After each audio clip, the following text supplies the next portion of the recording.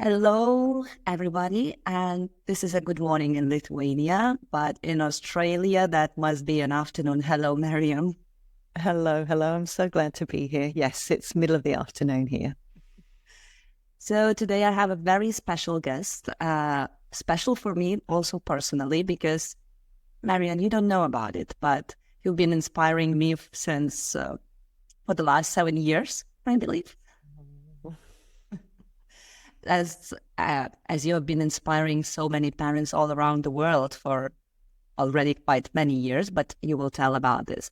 So today my very special guest is Marion Rose, PhD, the web parenting instructor and coordinator in Australia and New Zealand, creator of Marion Method, and now also author of the books. You've been publishing the books like you are publishing faster than I'm reading. And today we will mainly talk about your book, Emotional Life of Babies. But in the meantime, you've also published the book, I'm Here and I'm Listening. That's for older kids, which is amazing. I still haven't read that, but I'm really looking forward to this. So, Marion, what would you like to add about yourself to the listeners? Maybe something I haven't mentioned. Well, you might hear bird song. I do have wild birds coming in and out of my house. I love animals as well as children, families. So you can probably hear the little bird song. And what you probably know this, but your listeners may not, is that I'm really just so deeply passionate about helping more and more people really understand babies, really deeply understand babies and how wise they are, how sensitive they are, how they're so deeply influenced by what they're experiencing, and how they're constantly trying to heal from experiences they've had that might be stressful or traumatic. So that's the biggest thing. And I'm really glad to hear the birds because that's something that very special about the Aware Parenting podcast that you are hosting. I always kind of look forward, well, will there be birds and your dogs? It's usually snoring in there because basically this is my kitchen. I'm still at my kitchen table really, and so is life going along around me. And the dogs, if they're in another room, they'll bark to try and get to me. And I don't close the doors to the birds because they wouldn't be able to get in. And it just seems so apt that it's really so much about life, family life that is, when we have a child or children, it's unexpected and there's noise and there's movement. And, I really value authenticity. So I love that you expect that when you're talking to me, listening to me. Really hoping for that. And yeah, that's true. That's so much about life. I mean, we cannot be separated from life, basically going around us. Same as our babies. They are experiencing everything, although they might seem very small, but they are experiencing the world. Every moment, right? Yeah, I love how you brought that in. Yes, and what I love to really talk about is how if your listeners and maybe you too, and I'm doing the same, if we're to look around the room that we're in or if we're outside, we see all these things, all these concepts, but babies, before they've developed concepts, and particularly the closer they are to having just been born, they see all this detail. They don't have concepts for things. So it's so easy for them to feel deeply overwhelmed by all this, the noise and the shapes and the colors and the things that they don't have these concepts for. They're just experiencing the wholeness of it. It's a profound difference. And I think to put ourselves into a baby's shoes or to see what they might be experiencing, I think is really helpful to really, as much as possible in the first place, prevent them from experiencing stress and trauma, which is one of the 3 aspects of aware parenting in the first place. It's like to understand they're so sensitive, they're picking up everything. Exactly. But you mentioned aware parenting, and I think aware parenting is pretty known in Lithuania because of the 4 Alita Solter books that have been translated to Lithuanian language. But still, there might be listeners who haven't heard about it. Would you mind just few words? I mean, the basic principles of aware parenting. Yes, beautiful. And I love hearing that about Lithuania and how amazing and wonderful. I love that. And yes, so it was developed by Letha Salter, PhD, who has written several books, which I highly recommend, all of them. So amazing, starting off with the Aware Baby. And the Aware Parenting has three core aspects. So the first aspect is attachment style parenting, which so many people will, of course, be aware of in terms of sensitive attunement to a baby or a child's cues, responding promptly, really prioritizing attachment needs and meeting attachment needs, lots of closeness, all of those things. The second aspect is non-punitive discipline. So that means not using punishments and rewards, and instead really getting to the origin of a baby or a child's behavior and really changing things on that, on the causal level, rather than kind of trying to put these kind of bandages on the top. And Aware Parenting has such an incredible, profound understanding of why babies and children are doing what they're doing. So that's the second one. And the third one is understanding about the effects of stress and trauma on babies and children. And so that means then preventing wherever possible them experiencing stress and trauma, but also knowing that particularly in the world that we live in nowadays, it's impossible to protect babies and children from experiencing any stress or trauma. All babies will experience stresses every day, all children will. And we understand that they have these inbuilt capacities and processes to heal from stress and trauma, which include, for babies, what we call crying in arms, which means listening to their feelings when all of their needs are met. So, of course, in the attachment style parenting, holding them, listening to them, meeting their needs, and understanding that they know how to heal from stress and trauma by expressing their feelings to us. For babies, that's through crying in arms, which means when all their needs are met, and of course they're not hungry, and we're holding them, we're making sure they're not too hot, too cold, if they're wearing nappies, their nappies clean, that then they will express their feelings. They will release stress and trauma from their bodies through crying in our loving arms, which is a huge, incredibly different way of looking at babies and their capacities. And with children, they can also cry and rage with us. They don't necessarily need to be held, but they always need to have our loving support. But they can also heal through what's called attachment play. That's one of the puppies. Through attachment play, which is through particular forms of play where they actually, again, release stress and trauma from their bodies. So it's really understanding that babies and children are incredibly wise. And in many of the modern cultures we live in, we are taught to work against that innate wisdom for healing, as well as for all the other things they have innate wisdom about. And Aware Parenting really supports us to peel away that conditioning so we can come back to really trusting babies and children and what they are inviting us to do. Yeah. And in your book, The Emotional Life of Babies, there were many things I would love to mention, but what really stood out for me, how you beautifully made those terms, like about the feelings, the needs feelings, and the healing feelings.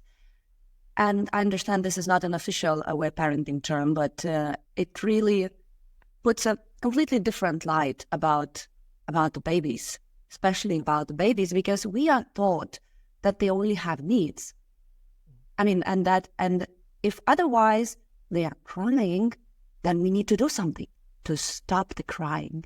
So would you just tell a little bit more about these two types of feelings so that parents could understand how to distinguish and how to look at the babies, basically, how to understand them?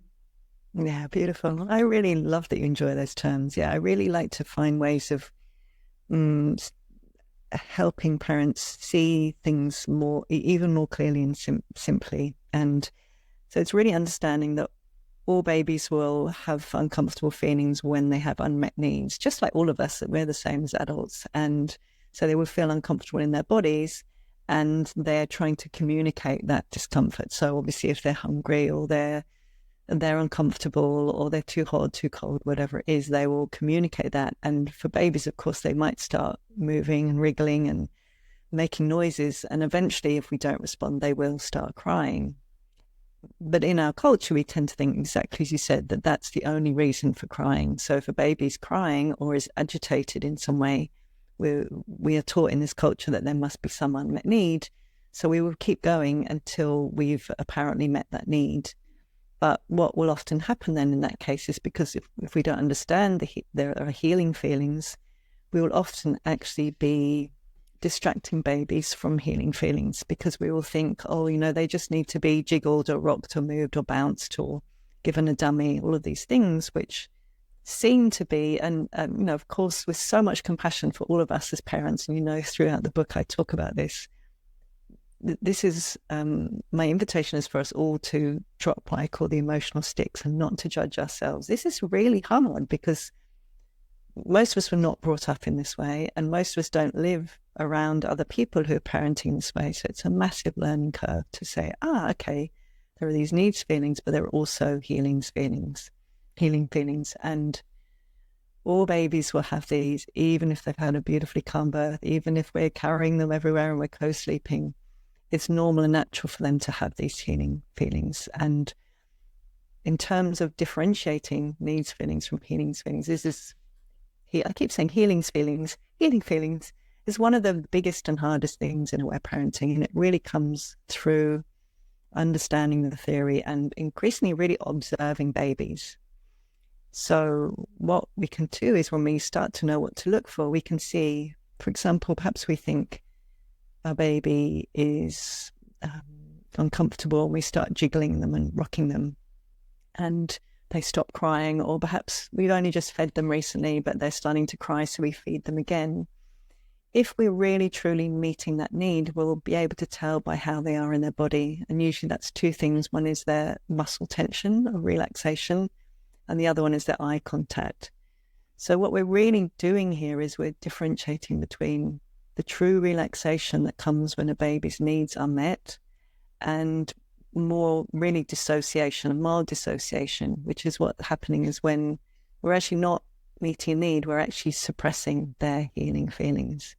So we might notice that perhaps they've stopped crying, but they're quite tense in their body.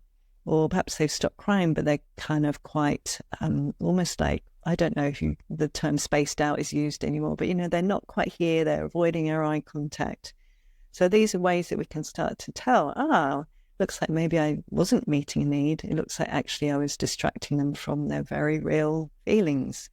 And so as we get more and more familiar with this, we can start to, through observing them, to notice, actually what happens if I fed them, I changed their nappy, I'm holding them and they're starting to be antsy and agitated, and maybe it's the evening time and they're starting to cry. What would happen if I, instead of jiggling and rocking, feeding and bouncing, giving a dummy and all the things that we do, distracting them, we just hold them and we're still and we're present in our body as much as we possibly can be. And we just say, I'm here, sweetheart, and I'm listening to you, and do you have something you'd like to tell me? And to notice what happens then, which is often a massive process. You know, the first time we ever do that, I still remember, you know, my daughter's 22, and I remember when she was 3 months old and we first listened to her feelings, it's huge to start to test out or experiment with, well, maybe all of her needs are met, maybe this is feelings, and to be with that when we don't have experience. I mean, what we do get after a while is this tangible feedback from them that actually, when the more we listen to their feelings, the healings feelings, the more, I keep calling them healing, I think I'm going to call them healings feelings from now on, the more relaxed they feel in their bodies, the more warm eye contact they make, the more they sleep restfully. They really communicate to us from what we observe in them and their behavior, that actually we meet their needs when they have unmet needs, and we listen to their healing feelings when they have feelings, that actually they feel much more comfortable in their bodies. So it's such a long ongoing journey with aware parenting of the baby to learn about the theory, to start experimenting, and then to start observing. And the more we get this information back from our baby, oh my gosh, actually this evening I listened to them crying in my arms, and after that, compared to if I'd been jiggling them or bouncing them or feeding them all evening, they were so much more relaxed, or they just, they were just smiling more, or they're just making more eye contact in a beautiful, open way, or their sleep was wonderful. They're so much more able to concentrate. And that was my experience with my daughter. The first time she cried for about, I think it was 30 or 40 minutes, and she came out the other end and she just gazed. Her dad and I were there with her, and she just gazed into my eyes for like eternity. It was like this Buddha like being, and she'd already been like quite present and calm, but this was something else. And it was so clear, like, oh my gosh, there's really something happening here. So that was my first experience. And I'm every time I talk to a parent who's done this, they will always remember that first time, what it was like to listen. Yeah. I was I have twin girls, and when my girls were small, when they were babies, I didn't know about healing feelings, unfortunately. Yeah. And but I still remember one moment that really stood out for me. In the early months, in the evenings, they had moments of crying, and at that time I was told that it's chronic and that we need to do something just to stop that crying. So we were jiggling them, we were bouncing yoga ball, we were doing everything. And this evening, I remember myself, I said, I really don't have, I was exhausted and I didn't have any power to do any jiggling anymore. So I just sat in this big armchair. I was breastfeeding them. And I said, like, okay, I'll just hold you. I don't know what to do, just simply because I don't know what to do. And I remember she was crying and crying. I was sitting with her. And then suddenly, just from one moment to another, she just looked at me and she fell asleep, but really relaxed, really like, and I was sitting there and thinking to myself, what has just happened? She was just crying, really hard, but after a second, she's soundly asleep. And I'm still there, my emotions are still bubbling. Yes. And if I would have known about the healing feelings, I think I would have immediately understood what is going on. Yes. But unfortunately, I found out about that much later. But still, I have that experience where it was the proof of the power of feelings, really. Yeah. I imagine the first time you found out about aware parenting, that you probably went, oh, now I get it. That's what was going on. Exactly.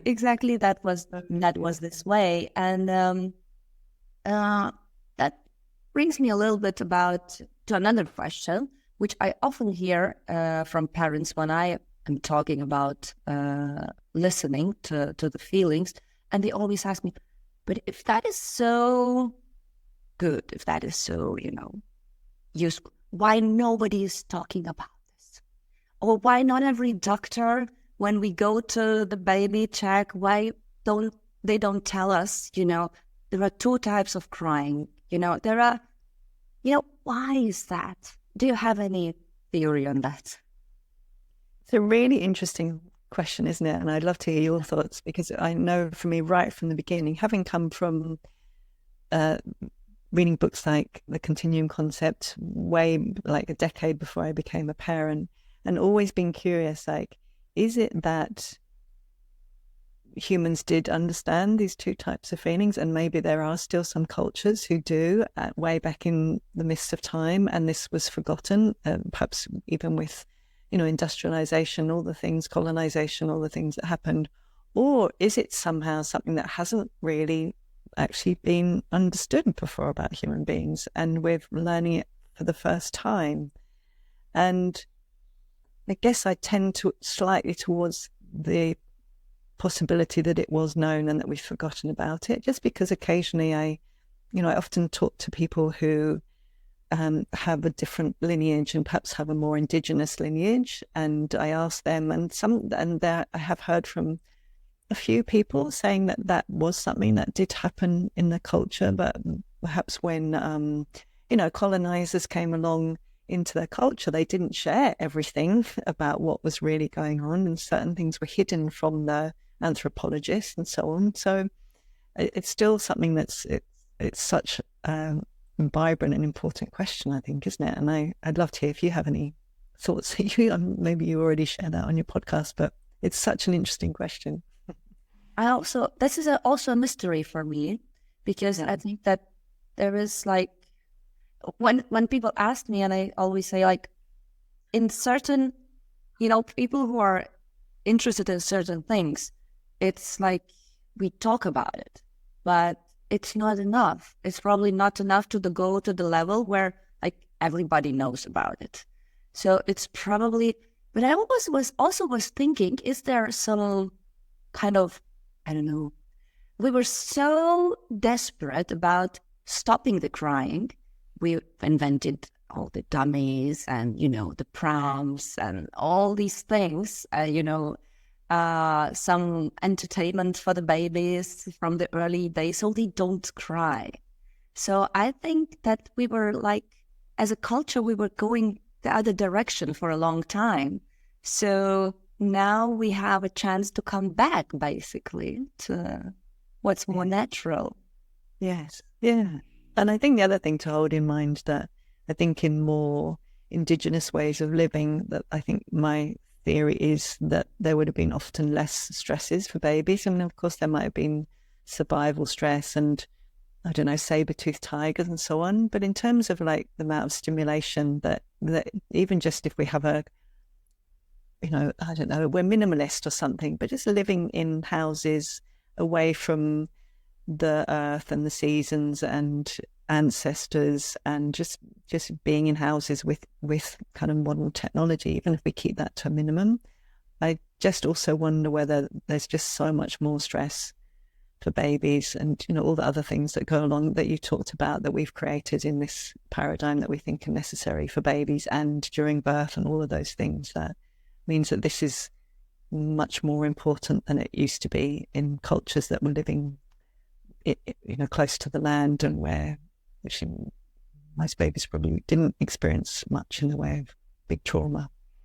Yeah, but on the other hand, I was thinking maybe there were also more people to listen to the feelings, when now we are alone, like mom is alone with the baby, and if we say, she listens to the feelings, that's really a lot. But in the old days, there were grandmas and aunts and all the village, and they have probably listened to a bit of feelings there, a bit of feelings there. So that is also a different process of raising the babies. Absolutely. Yeah, I'm remembering actually now, I did find something the other day and I shared it on Facebook, where it was talking about a First Nations community in the US, and they were talking about if a child kept on crying, that the grandmothers would come in and cry with them to help them know that their feelings were kind of honoured and valued. And I thought, oh, that's interesting. So it's kind of a fit, doesn't it, with what you say? Yeah. All right. So, but okay. Well, now we have mostly mom or dad with the baby, and they say, okay, we would love to listen to the healing feelings, but how long is okay?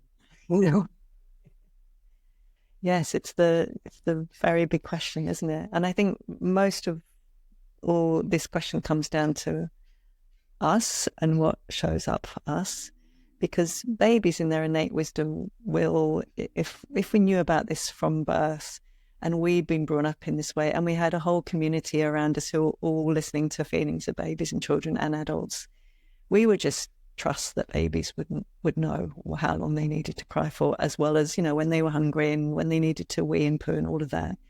And but for us, it's a really big thing to actually get how many feelings babies can have. And I know for me, over the years, from when I first started, I discovered that actually babies have way more feelings than most of us could even imagine when we start. I don't know if you found that too. But often it's about starting small for us, and to really look at, what happens for us and what are we feeling and what happens, what are we reminded of from our own past. It's really normal and natural that we will have really big feelings. So it's actually really normal for some babies to need to cry for several hours a day, especially if they've experienced stress in utero or a stressful birth or separation. It's really normal for them to have a lot of big feelings. And again, as you say, for one parent or two parents to be listening to that many feelings is a huge ask. Yeah. So I also often say, like, if you can listen as long as you can, as long as it is still, if you feel it's too much, then that's enough for that day. There will be another day. Yes, exactly. And then, sorry, carry on. Sorry. Yeah, well, I don't know if I'm sure you remember that part in the book, though. I learned so much more. Every time I edit a book and Alita goes through and edits it, I learn more about aware parenting 22 years on through the conversations with her. And so I was really surprised, because I've always been teaching that, if you can't listen, but you don't think they're hungry, but you just cannot listen because your own feelings are bubbling up, then just let them know that you can't listen, and then just feed them or jiggle them. But when in talking to Alita, she was suggesting that would be fairly low down the list. That actually, if you are confident that they're not hungry and they don't have any needs, she recommended things like, well, first of all, seeing if there's someone else who can listen. Secondly, can you do something to distract yourself in a way, like by putting on headphones, for example, noise-cancelling headphones, which is something I never used to suggest to people. But so there are different ways that we can do. It might be calling our listening partner at the same time and crying with them whilst we're with our babies crying. So there are so many different ways we can go about it. I think, as always, it's so important for us to listen to what feels right for us as parents and to do what feels right and experiment with that. Exactly. I think that if we experiment and we trust the babies and ourselves, it really goes well. I'm very thankful that you shared your own experience about being premature baby. This touched me so much, because my girls were born prematurely and we were separated for a pretty long time. And with one of my daughter, I couldn't even, it was 1 week after she was born when I first time could have her in my hands. So it really resonated with me. I mean, how this feeling of, coming newly to the world and being separated and being not knowing where your most important person is, must be really terrifying. So for me, it was, it was very easy to understand that my kids have a lot of feelings stored, a lot of stress and trauma. But very often, parents say, like, my baby was born, it was a beautiful birth. They are living beautiful life. They are fed, they are warm. And like, really, I would like to elaborate a little bit about where this stress and trauma comes from, and that this does not mean that we are doing something wrong, that our babies have, stress. Exactly. Yeah, and I so resonate with that. And that was really my journey, because I found out about aware parenting when I was pregnant, and that was my background, developmental psychology, and I was 100% in. And I read only a couple of Alita's books. I was like, great, I'm going to do this. But I just assumed that my daughter didn't have any feelings, because, her birth was long, but I was really calm and relaxed. It was a beautiful birth. We co-slept. I carried her everywhere. We had quite a quiet life. So I say, she doesn't have any feelings to express. I know babies do, but not her. And it was really only after 3 months when I started to see evidence of that she was having feelings accumulating, and that actually she did have feelings that I was suppressing, that I started to look at, actually, even if all of these beautiful things are happening, all babies will experience some stress every day. And being born, even if it's the most blissful birth for the mother, is still a massive experience for a baby. It's humongous. Even if it's a vaginal birth, it's a humongous process. The amount of the titanic forces that they're going through, it's huge. And even if we really, we have muted light and we're quiet and they come out and we have a baby moon and everything's quiet, it's still the transition from in the womb to being out in the world is massive, apart from the fact that their digestive systems are working differently, their the whole breathing, like everything in the way that their bodies is working is such a massive shift for them. So that you can hear the snoring, sorry, probably. It's so big. So even if everything is beautiful, all babies will have feelings to tell us about their birth, about their time in utero. Even if we just occasionally got a bit stressed, they might have some feelings from that time. You know, if we had some worries, they might have feelings from that time. Again, this isn't to judge ourselves. This is to invite us to be really compassionate. We can see clearly what babies experience without judging ourselves. And also we do live in this culture where things are really busy, and we're probably taking them in a car, we're probably, or a train or a bus, you know, there are noises of, I don't know, what other noises of, I don't know, washing machines and various things like that. And just a lot of stuff to take in. As we were talking about at the beginning, it's really normal for all babies to feel overwhelmed and overstimulated and to have feelings to share with us about that. So even if we do everything we can, all babies will, I believe that all babies will have some feelings every day to express to us in about the first year. And for some babies, that might be like 15 minutes. For other babies, that might be many hours, depending on how much stress and trauma they've experienced, but also how sensitive they are. So in terms of the highly sensitive work, some babies are more affected by what they experience. So they will also have more feelings after the same experience that another baby will maybe only have half the amount of feelings to express. So we can do everything we can and be deeply compassionate with ourselves that all babies have feelings. Our baby will have feelings. Our baby will have healing feelings to express to us. Yeah. Very briefly in your book, you mentioned a few situations where you would say it's not advisable to listen to the feelings. Can you mention those situations when we have to be do a double check before listening? It's really important. Yeah, well, one of would always be if a baby has had any kind of medical procedures, or they've got anything going on in terms of, something going on physically, medically, that it's always really important to check out beforehand if you're working with a pediatrician, for example, before listening to crying in arms, to make sure that that is safe for them. Another would be if we are hearing, the beauty of this is when we actually listen to crying in arms, we get really attuned to when actually they're feeling uncomfortable in a different way. And if they're in physical pain, for example, the cry will be different. It's usually more high-pitched. So if the cry is different and we're concerned about it, really important to stop. And the beautiful thing again is if we've done some crying in arms, if we can actually stop our baby from crying and distract them, that's often quite reassuring to know, well, it's likely then that there isn't anything medically going on. But it's always really important to check out, if you're concerned, always trust yourself, always see, get support with that. And the other one would be really if we are in a position where we've got really big feelings showing up and we're concerned that we might do something that we regret. It's very, very important to really listen to that and to stop as soon as possible. And that might be distracting them from their feelings, or it might even in the last scenario to actually leave the room and leave them in a safe place.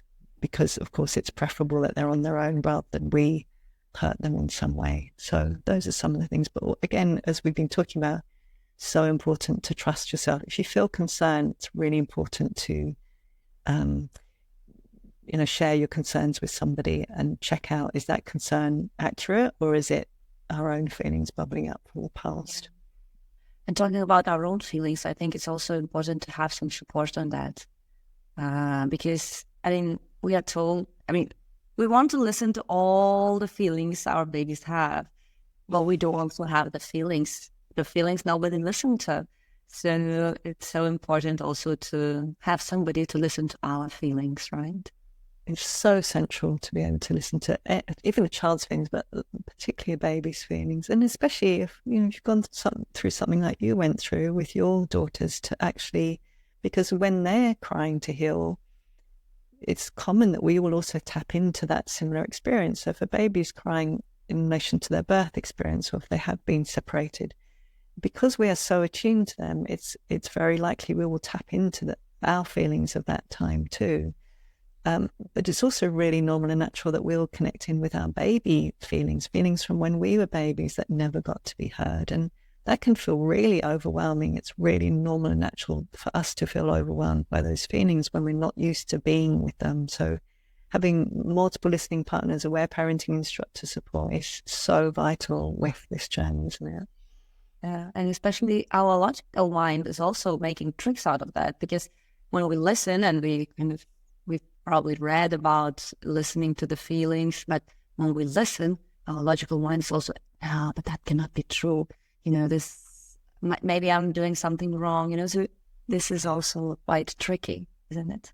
Yes. Yeah. And I think that's partly where it's like having our feelings heard, but also that observation, keeping on observing, so that, because I wonder if you have that too. People often ask me, well, where's the scientific evidence? And at the moment, there really isn't in terms of specifically aware parenting with babies, but each of us is a scientist, and it's really only through our own experimentation and observation that we will get 100% reassurance that what we are doing is helpful for them rather than harmful. And we can only get that from ourselves. So I always like to say to people, well, you might have read my books or Letha's amazing books or listened to podcasts like ours. If it resonates, experiment with it. I talk about this in the book, as you know.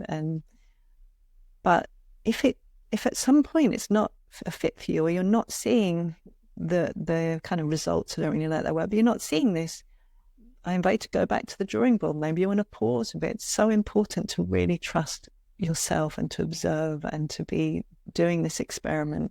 And only through that observation is each parent going to get that reassurance that this is not only helpful, but it's life-changingly helpful for babies. One more thing about your book, which I really loved among all the others, were these small parts that are in another color, and this was called self-compassion moments, because I think this was very, very needed, because many parents like me who found out about listening to the feelings much later, I started to listen to my girls' feelings when they were toddlers. We have also a lot of feelings bubbling. I was reading and I was thinking, why on earth I didn't know about it when they were born? I mean, they needed this so much, and they showed me, and there were these moments where I completely misunderstood what they were trying to do. So it's very easy for parents, especially if they have older kids, to think, oh, I did so much wrong. But actually, when I was reading this parts of self-compassion, it was a very good reminder that it's never too late, and the feelings will come. So if you could just talk about this little one. Yeah. So this is more, you talked about the Marion method, and this is the work that I've developed really through the beauty of Letha's work, and actually seeing, like, when working with parents, keeping on seeing these same kinds of themes, like seeing parents over and over again, doing everything they can to listen to their baby's or child's feelings and not using punishments, and just this amazingness that they were doing, and yet doing all these things themselves, punishing themselves with guilt and shame and self-judgment, ignoring their own needs, judging themselves when they had their own feelings show up. And so I really saw that it's such a beautiful opportunity, and that's been my experience, as I imagine yours too, for this beautiful reparenting journey to happen at the same time, for us to get to experience internally what we're giving to our baby or child. And so that's where I really developed the Marion method. And one of it is really seeing that, just like when we were punished as children, because we grew up in this culture where that's just what happened, we internalized that and we carried on doing it to ourselves. And so when we're judging ourselves as a parent, that's just a continuation of that. And just like punishments don't help children, they don't help us. I always say, this is my latest thing I say to people, I say, guilt doesn't help you. It doesn't help your baby or child. It only helps what I call the disconnected domination consciousness. That's all. It doesn't help anybody. It doesn't actually help us be more compassionate or more competent or anything as parents. It just actually makes us feel more pain, which means we're less likely to be able to contribute to our children the way we want to. And that's what I realized with my daughter when she was about 2 and I was still doing all this guilt stuff. And I just realized, gosh, every time I do that to myself, I'm less available to her. I'm just not willing to do that anymore. So yeah, I'm really passionate about really this parallel journey that we can also increasingly get free from guilt and be really compassionate with ourselves and trust the timing. And I love what you said about never being too late. I love how Letha talks about that. And you might have heard my journey. You know, my mum's 92. She's here in the room with me right now. And we have done so much healing. And I didn't start really till I was in my early 20s. So the fact that you started listening to your daughter's feelings when they were toddlers is, I want to cry that, little baby me thinking about what you are giving to them and you have ever since then, and all the beautiful things you're doing anyway and holding them and, meeting their needs is so exquisite. It really is never too late, whatever age we start, even if we start when they're teenagers or when they're young adults, not too late. It's still never too late. No, it's never too late. Yeah. Yeah. Yeah. Basically, that was my questions, but there might be something you want to add to that, and maybe something from your side to the parents listening to you. Yeah. Well, I want to say to everyone, I feel touched. I want to learn more about Lithuania and what's happening there. I feel really excited to hearing about what's happening. And I really want to acknowledge and appreciate, and I still feel quite tearful from what we were just sharing about before, to really acknowledge if you are willing to look into aware parenting and start to offer in whatever way you can these 3 aspects to your baby or child. I am so grateful to you. I'm so appreciative of you. And, we're all going to do it differently. We've all got our own histories and our own trauma and our own whatever was going on in our lives and how much support we've got. But however the extent we do it, if we do it even a tiny bit, it is really transformative for children and particularly babies, as we're talking about, to have their feelings heard. Even once can be life-changing for a baby, let alone many, many times. It's amazing. It really is amazing. So thank you. Thank you to your lovely listeners for all that they're doing. And thank you to you for all that you're contributing and all the difference you're making in your beautiful country. Thank you, Marion. And I want just to remind everybody listening that today we were mostly talking about the babies and the book from Marion, The Emotional Life of Babies. But another book I'm here and I'm listening is more for the age of 1 to 8 years, or I'm sure there is a lot of helpful information even for much later age. So depending if you have a baby or you have a older child, choose one of the books. They're available on in Amazon. They are available on Kindle. I'm reading them on Kindle.